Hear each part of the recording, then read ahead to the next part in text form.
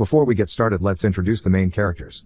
Entitled neighbor will be called N going forward, and spoiled son of the entitled neighbor will be S for entitled son. There will also be the previous owner of our house who will be called PO, though they have a limited part in this story. Also keep in mind while reading this story that from the time that we bought the house to current day was almost 15 years. So unless otherwise stated, you can assume that there was a pretty big gap between most events that took place. Let's get started. In order to properly build up to the climax and set the stage for the events that took place, first I have to give a little background. Most of this happened before we bought and moved into this house. So N owned a very large chunk of property which was down the road from a popular recreational lake in our area. I say down the road, but it's actually a pretty fair distance away. Even though the road that N lives on is the only road leading to multiple lakefront properties and resorts, along with the most popular boat dock on this side of the lake. So the properties here aren't extremely valuable that normal people can't afford them, but there are some extremely valuable properties down the road with very rich people driving by all the time. This will be relevant later in the story.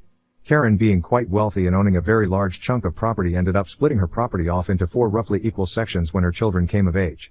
One she gave to her daughter, who somehow is a pretty decent person, considering the rest of her family. Then another section she gave to S. She built houses for them on both of the properties roughly to her children's specifications. Then on the 4th bit of property, the one that did not have her own house on it, she built a small convenience store. This will also be relevant later on. Now I'm not sure why, probably to avoid possible future disputes or something, she actually ended up giving the deeds to her children for their respective houses and properties. You can probably tell where this is going. Well, while respectable daughter was pretty respectable, S, or perhaps I should change it to irresponsible son, was a party maniac. Everyone in the neighborhood at the time absolutely hated him. He would throw loud, obnoxious late-night parties almost every single night and keep people awake. The police apparently had someone stationed nearby because they were called on him so often. It probably didn't help his entitlement that mommy paid all of the bills for him. She kept everything in her name. Water, electric, garbage, everything. They all went to her mailbox. Well, all except for one, that is. Since the property was in his name, so was the property tax, which he never gave to Ann and instead just ignored. I guess Ann either just didn't think about it or assumed that he was paying it himself. Either way, it didn't come as a surprise when the police showed up at his house. But it did when he did not come back and the house went up for auction. At this point the house was in shambles. Holes in the drywall, and even the living room floor had a huge hole leading down into the garage/basement. The kitchen floor and subfloor needed to be totally replaced. Almost all of the walls were covered in mud. Basically his irresponsibility and party habits left the house in what the banks considered an unlivable condition. Because of that, the only people who could afford it were those who could pay out of pocket for it. Enter PO. PO was a house flipper, not one of the big wealthy ones that you see on TV, but more of a hobbyist than anything. He was retired and he flipped houses to keep him busy and active. PO would buy a house like this one super cheap on auction, fix it up himself, then put it back on the market. While he fixed it up, he would live off of the profit from the previous house, and typically about the time he finished fixing one up and buying the next one, his profit would have about run out. Any that he had left over just went into an emergency savings fund, which he said wasn't anything special. Anyways, we were in the market for a new place but couldn't afford anything super expensive on our budget. But when we saw this place on a website for sale, it seemed perfect. It was the perfect size, and in the perfect neighborhood, and even down the road from the lake, which we love fishing and boating, so it was perfect in almost every way. Or at least it looked that way. We were scared of the price, which wasn't listed on the website yet. But it wouldn't hurt to at least have a look and see. We drove by to look at it and found PO working on it. We stopped in to say hi and asked the price. He explained that he was planning to fix it up and sell it, and that his realtor just added it to the website's database to make it easier and more efficient when he was ready to actually sell it. Anyways, we sat down and had a nice chat with him, just being friendly and all, and he appreciated the company. We explained that we would be willing to buy it from him for a reasonable price considering its current condition and the work he'd already put into it. He had it about half finished. We explained that we would love to finish it and live in it as a forever home. He turned us down, explaining that he already had several offers for it and didn't feel right selling it to us, and that we could buy it for the full price when he was finished. So we kindly thanked him and left our number, asking him to call us if he ever changed his mind, which he promised he would. Less than 2 weeks later, we actually got an unexpected call from him. He explained that his sister had come down sick in another state and that he wanted to go and be with her and would not have enough time or patience to finish the house. He explained that the house was not up to code, but if we could find a way to buy it, then he'd be happy to sell it to us for a reasonable price. We happily agreed and ran our looking for banks. We had a few connections from a realtor friend of ours who actually helped us find a bank willing to loan the money to buy the house with a few conditions attached. Basically, we would have 2 weeks to bring the house up to code, otherwise they could default on the loan and auction it off. After explaining the situation to PO, he offered to help as much as he could. He couldn't actually do any work to the house because he was in such a rush, but he explained exactly what we needed to do to bring it up to code and meet the bare minimum requirements, how much time and effort it would take and how much money it would cost. He even offered to help us out another way. We took out a loan for twice what he actually wanted for the house, and he gave us back the other half. We used that money for repairs to the house. After the work he'd already put in the house was so close to meeting code that we could probably have done it ourselves, but just in case we called in a few friends and got it knocked out in half the time. After getting it up to code, however, there was still plenty of work that needed to be done, and so we spent several months replacing flooring and subflooring, re-rouing wires, patching holes in the walls, replacing old ugly literally decomposing wallpaper that was stuck directly to the drywall. You get the point. We put a ton of work into the place. Then it was finally time to move into our dream home. It still had a few issues that we would fix down the road as we went on. But it was finally time to move in. We weren't even finished moving in yet when Anne came over to introduce herself. As we were working things out with P.O. in the very limited time that we had, he had warned us over and over about Anne and her entitled attitude. At first Anne was extremely nice, and we had no idea why P.O. warned us about her so much. Then it happened. As we were wrapping up our conversation, she explained to us in a very kind and compassionate way that our house actually belonged to her and that we had 30 days to get out. She said that she felt sorry for us since we were scammed so bad, but that it was actually her house and the P.O. had no right to sell it to us at all. We'd heard horror stories about people being scammed like that before, so you could imagine our terror when she explained all of this to us. We were horrified that we had put in all of this time and effort and money into this dream house, and now we were going to lose it just like that because we fell for some guy's scam. We thanked her for explaining it to us and being so nice, and said that we would talk to the bank and P.O. and get it all figured out. So that's what we did. We talked to the bank, who confirmed that P.O. was the actual owner of the deed. We spoke to the realtor, who also testified the same thing. We spoke to P.O., who explained that they accused him of stealing the house multiple times after he bought it on auction and that he was harassed by her constantly over the house. Everyone that we spoke to had the exact same story. We even went up to the courthouse and confirmed that our name was on the deed. During this process is when we heard the backstory about S from several neighbors. N came by not long after this and asked us when she could expect us to be moved out, which we explained would never happen as we legally owned the property and it wasn't our fault that S lost the property. We apologized for the loss that she had and explained that we knew it was probably really hard to lose her family property like that because of her son's negligence, but that was not our fault and we weren't just going to give her a property that we bought with our own hard-earned money and worked so hard to fix up. Then N, realizing that we knew the situation, decided to go into a long sob story about how this property had been in her family for generations and that she couldn't bear to lose it, and how P.O. had stolen it from them when they were caught up in the confusion of their child being arrested. We asked why they didn't bid for the house and buy it back after he lost it. Considering that we bought it from P.O. for only about $50,000 and considering that he was still making a small profit on that even after all of the work and materials he'd put into it before selling it to us, they could have easily bought it for next to nothing on auction and had it back. And explained that she felt the house and property were being stolen from them and that they refused to pay for something that rightfully belonged to them. We apologized once more but explained that there was no way we were going to take a loss on the property, especially after all of the time and effort that we put into it and the additional materials that we bought for it just to make her happy. However, we were sympathetic with her situation and offered to sell the house to her for a very reasonable price, $100,000. Which, considering its location and how fixed up it is, that was still just over half of its total market value. We, after buying it from P.O. for $50,000 and putting an additional $30,000 into materials, plus several months of hard labor to fix it up, we felt that was a very reasonable price. We didn't say anything, but we would even be willing to go down to $90,000 if she wanted to negotiate with us. She immediately counter-offered with $40,000, explaining that she shouldn't have to pay anything at all for something that rightfully belongs to her. When we said that was way too low, she responded saying that she understood how much effort we put into it and that we had to buy a lot of materials to fix it up, so she would be nice and throw in an extra $10,000 for all the stuff we did to the house.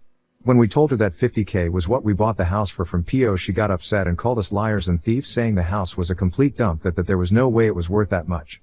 Not only had she resorted to name-calling at this point, but going as far as to call our dream home a dump after all the blood and sweat and tears, not to mention dollars that we poured into it. We were done with her BS and kindly asked her to get out of our house, explaining that she was no longer welcome here and that we would never sell our house to her even if she offered us double the marked value. She obviously got upset about this and threw all kinds of insults at us as she walked out the door. Later we found out that she was spreading all kinds of rumors about us throughout the neighborhood, saying that we stole the house from her and all kinds of other stupid stuff. At first we ignored it, thinking that no one would actually believe it. Then a guy pulled into our driveway with a gun, threatening us to get out now. We'd never met him before, but we had heard of him. He apparently considered himself to be the peacekeeper of the neighborhood and confronted anyone who caused problems like this. Most of the people in our neighborhood actually liked him, saying he was a pretty reasonable guy, and being a very rural neighborhood where plenty of not so law-abiding citizens live, most people greatly appreciated his presence. He actually did work hard to keep the neighborhood as peaceful as possible and did way more than the cops actually do, most of the time anyways. Just a note, Out neighborhood is split into two primary sections. One section is filled with mostly old retired people, it's very nice and peaceful, everyone gets along. The other is filled with the less law-abiding people further into the wilderness and away from prying eyes. We like at the edge of the peaceful part. Separated by about a mile or so of woodland and farmland, so hearing about him before and assuming based on descriptions that this was the same guy, we decided to test out that hypothesis. We told him that we had no idea what was going on and invited him in for a beer and chat. We allowed him to bring his gun but told him that we would be bringing our own as well. Almost everyone in my town has a gun. There are more gun stores than there are dollar stores if that says anything. So we weren't really worried about him having a gun with him. That doesn't really mean much in our town. It's just a way of saying, hey, I'm capable of defending myself if this gets out of hand.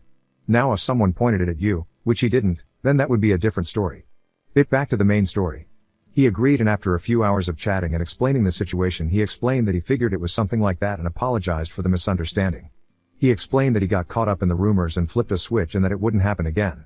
He also thanked us for buying it, explaining that when S moved out everyone was much happier. He didn't have to hear people complaining about loud music and drunk/high teenagers stumbling down the middle of the road in the middle of the night and nearly getting run over. We all had a good laugh about it afterward and he left without saying another word. Now time for the reason that Mr. Peacekeeper believed the rumors so easily. This is a bit of a side story, but it's also a major turning point and when everything started to go downhill for N. I also want to add that the events of this side story do overlap a little bit with the events of the next part of the story. But let's get on to it. So I mentioned that N split off 1/4 of her property to build a convenience store. Well, this store was extremely popular in the neighborhood. And being right in the middle, basically it was in a perfect location. It wasn't popular for their prices, they actually overcharged for everything by quite a bit, and it wasn't popular for their customer service either, which included and was mostly limited to thank you for your purchase as you walked out the door. Sometimes they would give you a refund though if you found mold on the food that you bought from them, so that was nice, I guess. Anyways, they were so popular because they were the only convenience store for miles. If you had to buy groceries and didn't want to drive all the way to town, then they were just a skip and a hop away for most people. Heck, we even put aside our differences and shopped there on many occasions. I mean, they were literally next door to us after all. But aside from that, the popularity of their small store allowed them to build up quite the reputation in our neighborhood. A very positive one. Everyone wanted to keep their convenient little store, and they would dare anyone to try and take it from them. I suppose I could kind of see the sentiment there. And that's back when everyone thought that N and her family were pretty good people. So when N started spreading rumors, people tended to listen. The rumors about us stealing an entire house from her just blew over because everyone knew that was just ridiculous. But for the most part people still trusted her. But people did believe the other rumors, and trust me, there were plenty. But they were mostly small petty stuff that no one ever cared about. Let me just say that even assuming all of the rumors about us were true, there was much more that could be said about some other people in our neighborhood. So no one ever paid any attention to them. They did avoid us, however, considering that N had obvious beef with us and no one wanted on her bad side in fear of being banned from her store. They all just ignored us and left us to our own devices. After a few years, however, S finally got out of prison and having nowhere left to go and allowed him to move back in. She didn't like the idea of him living with mommy, so she rented him an apartment above her convenience store, and she absolutely forbid any wild parties on her property ever again. He didn't actually have to pay rent though. All he had to do was run the store for them when they were busy with other things, which wasn't even all that often. However, even after all of this stuff happened, N still did not learn his lesson, obviously. While he was running the register, he would often double charge for items and pocket the extra money. We found this several times and went back in for a refund. They always made up the excuse that the register was broken. After noticing a pattern, however, we brought this to the attention of N, letting her know that her son was double charging people for items and probably pocketing the extra. Even though N was pretty entitled, even she didn't go so far as to do something so obviously illegal, and we liked her little store and didn't want anything to happen to it. However, instead of thanking us for bringing this to her attention, she told us that we were imagining things and in a very nice way told us to screw off. So we very kindly complied with her request. We also shared the information with some of our friends in the neighborhood. It had taken years to actually get to the point where some of them would even look at us, let alone talk to us, thanks to N. But we had finally made some friends. Bringing Christmas treats to your neighbors every year is a good way to brighten up someone's day. But anyways, they thanked us, even though they let us know that they didn't actually believe it. However, the word did quickly spread through the neighborhood. Then very quickly came Mr. Peacekeeper. He pulled up in our driveway again. This time he was a lot friendlier. He mostly ignored the rumors about us, knowing that most of them were fake. And we'd actually talked to him several times since then, not on any serious matters, mostly on more friendly terms. He stopped by for a beer every now and then and just chatted about happenings in the neighborhood and asked us our opinion on a few things. He did this with everyone, speaking to most people at least once a year to stay up to date and make sure everything remained nice and calm. He didn't like the idea of police hanging around, so he made up his mind to do their job better so they wouldn't have to. But everyone, including us, really liked this arrangement.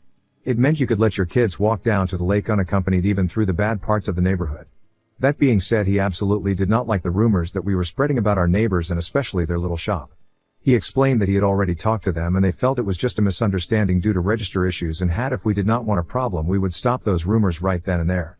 We wanted to show him proof. But we knew that he probably wouldn't believe it if we did. He really liked Anne and would generally take her word over ours, and since they blew it off as a register error there was probably nothing we could do to convince him. So we agreed and apologized for any issues, explaining that we just felt wronged and sincerely wanted to protect the few friends that we'd made in the neighborhood. He accepted that apology, giving us one final warning, and left without saying much. So we just listened and made up our minds to stop shopping there unless we absolutely had to. But everything changed after a couple more years. After we had pointed it out and the rumors spread around the neighborhood. Even though Mr. Peacekeeper himself went around and told every single person that they were false rumors started by us because of our property feud with Anne, I'll get to that a little later, people actually started paying more attention to their receipts after shopping there and started noticing the same patterns that we had. Over this time, S probably pocketed until amounts of money, and Anne definitely knew about it but chose to do nothing, and just try to silence people with rumors. However, the thing about small country stores like that, they are completely dependent on their regulars that live in the neighborhood that they are set up in. During the warmer months when people are vacationing and having fun, they make a huge profit, but not enough to sustain themselves through the winter. And then it happened. Mr. Peacekeeper finally connected the dots. And boy was he angry. We could hear him all the way next door cursing out S to his face and N there with him. You can't even imagine how satisfying that was. But that was only the beginning. Not only did he go off on them but also went door to door that same day and let every single person in the neighborhood know exactly what they were doing, even taking a pile of receipts with him to show anyone that wanted proof. Now if there was anyone in the neighborhood who was trusted more than N, it was Mr. Peacekeeper. Literally in the course of 24 hours he had completely ruined their business. Everyone in the neighborhood stopped coming. They still did pretty well over the summer months because of vacationers and winter birds that didn't know anything. But when winter hit and those crowds were gone, they started hemorrhaging money. After 2 winters they were forced to close their store for the winter months. However, that also meant that they had to throw away more than 90% of their stock every fall and buy it all again fresh every spring. I guess that doing that wasn't very economical, so they ended up permanently closing shop after 3 more years. That was when their reputation in the neighborhood started to tank. And thanks to that, people started actually respecting us more, and we were actually able to make some friends without having to put in a ton of extra effort. People stopped ignoring us and treating us like we were plagued. But that was just the beginning for N's downfall. Unfortunately, to get into the climax of the story I need to do a little more background work. Sorry that this is starting to turn into a small book, but this shouldn't take too long, I don't think. So something about Anne is that she is extremely, and I mean extremely nosy. We cannot even walk outside without her watching our every step through her window, or going outside to walk her dog or pick up her lawn or pull weeds or whatever excuse she can come up with at the time. You can pretty much guarantee that if we are walking around our property she is outside as well. It's not like we have anything to hide, but we obviously aren't on the best terms with her and don't really like someone staring at everything we do. We have plans to set up a small pool and hot tub out back and really don't want to be watched while we're trying to relax in our bathing suits. So we started looking into a privacy fence. Wanting to be nice neighbors, we kindly informed Anne that we would be putting up a fence, to which she adamantly rejected, to which we informed her that we would be putting up a privacy fence. However, we still had to live with her, so we offered to discuss with her the details of the fence, the color, shape, etc. We wanted to make sure that she didn't have to stare at something that she thought to be an eyesore all day every day, considering that staring toward our property seemed to be her favorite pastime. Honestly, we still go out of our way to be the best neighbors that we can, even after all the crap she's put us through. But back to the story. So we want to make sure there is no disputes about where we put the fence, so we plan to put it a foot over our property across the entire property line. Just to avoid any disputes, BTW, this is still before S got out of jail, we went at the courthouse and paid for a copy of the deed along with a map of our property lines. We were honestly shocked to find that about a third of our property was being claimed by N. She had a small shed on it and even a garden. You see, there is actually a line of trees that goes through our property. It's not a straight box property like you find in some states, it's more of a half hexagon or a trapezoid-like shape. Weird property lines are pretty common where I live. Anyways, there is a line of trees that cuts through part of our property that according to the deed and property map is like a little triangle section, but the trees make it a square. N was claiming the other side of the trees as her own property. When we brought this up to her, she completely freaked out again, calling us liars and thieves and all kinds of other stuff. We didn't really care too much about that property because we had lived here for years thinking that it actually was hers. So to make things easier on everyone, we offered to sell it to her, or to even trade for a portion of her property. There was a portion of her property that connected with ours that was extremely inconvenient to take care of, and extending it out a little would really make it easier to deal with, not to mention it would give us more room to do stuff that we wanted to do. She flatly refused, saying that she would never pay for something that already belonged to her, and she wouldn't even think about giving us her property for nothing, especially after we already stole this property from her. Since then there has been a huge ongoing property dispute between us. Now something about the place I live. As I mentioned previously, it's a very rural area with many strange property lines. And property lines are very often not cut and dry. Many deeds are hundreds of years old, and instead of saying X feet in Y direction, they use temporary landmarks like large oak tree to large rock next to stream. Many of these landmarks could be describing multiple things, or could even have disappeared over 100 years ago. So to say that there are a lot of property disputed in our area would probably be an understatement. That, along with the fact that at times a very small portion of property can go for a lot of money in some situations, has led our state to create a lot of very strict laws and regulations governing property disputes, surveyors, etc. As a side note, just a few years ago a landowner won a property dispute against a very large corporation over just 0.1 acres of land that coasted the cooperation and earned the man over $1 million. Back on topic. All of that being said, our property lines were pretty cut and dry since she created them herself fairly recently. However, that does not change the fact that laws regarding it are very strict. Particularly when it comes to surveyors. So a surveyor might be easily bribed by a large corporation facing the loss of millions of dollars for a tiny piece of land like in the example above. But that's not fair to the proper landowner. So how do you balance for that? Well, you make it so the surveyor has everything to lose from lying, and so does the person who bribed or blackmailed them. The laws in our state determine that if a surveyor, even by honest mistake, gives a bad survey by even a few feet, not only can they be given a hefty fine, but they will also lose their license and never be allowed to survey again in the state. On top of that, they must notify and refund all of their clients for up to 10 years before the incident occurred. The clients then have the option to request an additional survey by a non-affiliated surveyor at the expense of the original surveyor. That's every customer, up to 10 years prior to the incident, and every one since then as well. If they were not found to be accepting a bribe or blackmail, then the previous clients can also sue them for any damages that were caused by any changes to the property line due to their bad survey, as well as charging them appropriate rent for any property that the surveyor may have left out during that time. If the surveyor was found to be accepting a bribe or blackmail, then all damages and additional fees goes toward the one who bribed or blackmailed them accordingly. This, along with the loss of time and money from being in courts and the general hassle caused to them, makes it so that surveyors in my area will actively avoid anything that even resembles a property dispute. So when a dispute occurred, you can imagine that it was not as easy as making a phone call and getting a surveyor down here. It was also an unexpected expense as well. Unfortunately, before we could find someone and found someone, and I guess she bribed them or something because they gave the property line exactly how I described it. Well, except for one little part that she didn't like. I guess she didn't mention that to them. Our property apparently stretches to about a foot from her house. Oh, that was fun to play around with.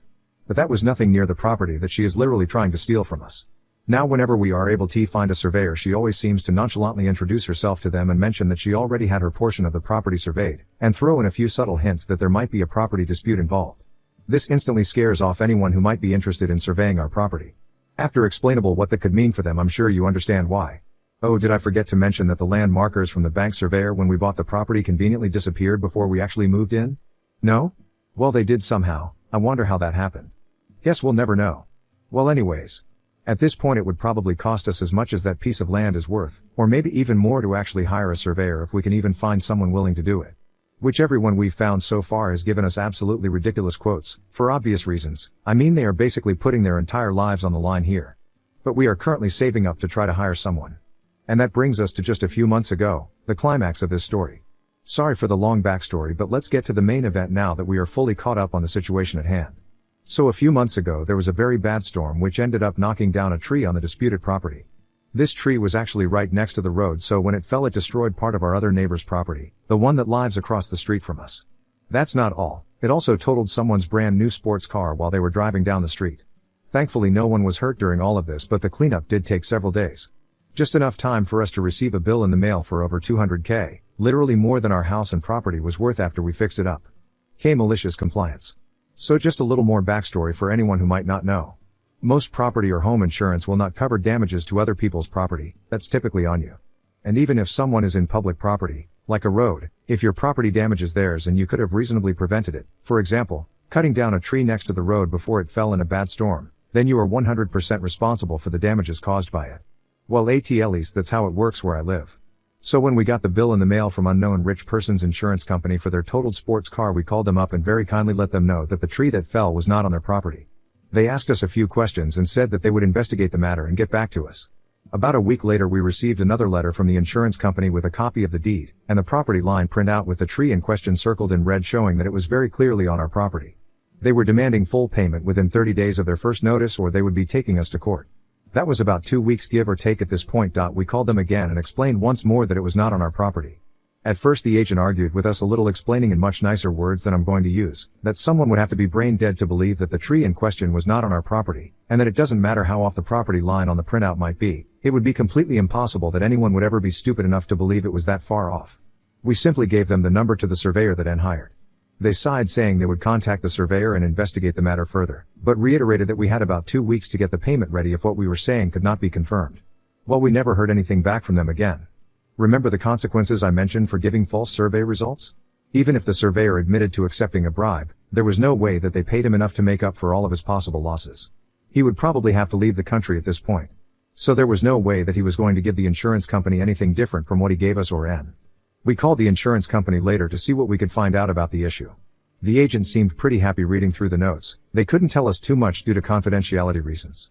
But they could tell us that N obviously disputed the claim, just like we did, saying the property did not belong to her. And that the surveyor confirmed the results with them. And that considering that we were not arguing with the survey results and that the surveyor was hired by N themselves, there was no reason whatsoever for the insurance company to believe that the results were false. As long as we aren't disputing the results, then the full responsibility for all damages caused by the fallen tree should be on N. They couldn't say anything more than that though. We were satisfied with that much. It was about what we expected. The aftermath. So as you can probably tell from my backstory, N didn't have a huge problem paying the money to the insurance company, though they obviously were not happy about it. We don't know how much money they have or had saved up, but it seems like it was enough to pay it off without having to sell any more of their land. Since then we've mostly stayed quiet about the property dispute, but we are still considering saving up to hire a surveyor to get our land back. At this point it's more about the principle of the matter than it is about the actual land. As far as N goes though, we can tell whenever she looks at us now that she is definitely not pleased with us. She does not seem like that fact that we let her have our land for some reason. It's free land, how can you complain about that? LOL. At this point she could try to spread rumors about us, but it would probably backfire, as we've made friends with a very good portion of our neighborhood and nobody trusts N any longer since they found out that S was literally stealing from everyone in the neighborhood under their noses and they knew about it and did nothing to stop it.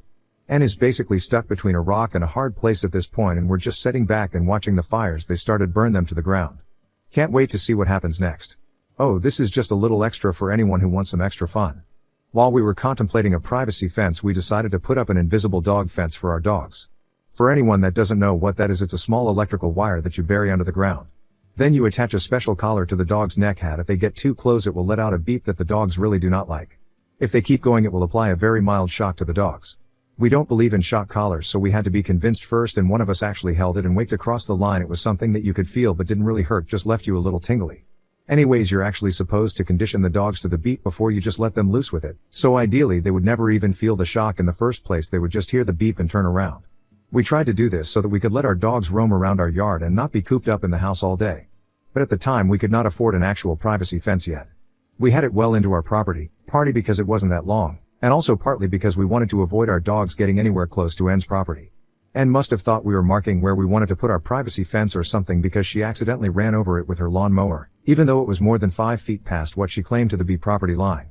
We all learned that day that electrical lawn mowers do not play very well with electrified wires. Her mower was completely trashed. Every electrical component was ruined. She had to buy a whole new mower. Just because she wanted to be petty and run over our markers. The best part about it is that since it was so far over the property, like, she had no way of trying to blame it on us. She did obviously try to spread her rumors, but they didn't go very far. It would have been so stupid to blame us that she didn't even try. She never even asked us to buy her a new mower or anything. I guess she knew how we'd respond if she did, LOL. Anyways, hope y'all enjoyed the story. I have another one coming up about a different situation, how my mother's malicious compliance cost her company over $100 million and got her entire department completely and permanently shut down. But it's late and I'm going to bed. I'll tell that story tomorrow or something. Be looking out for it.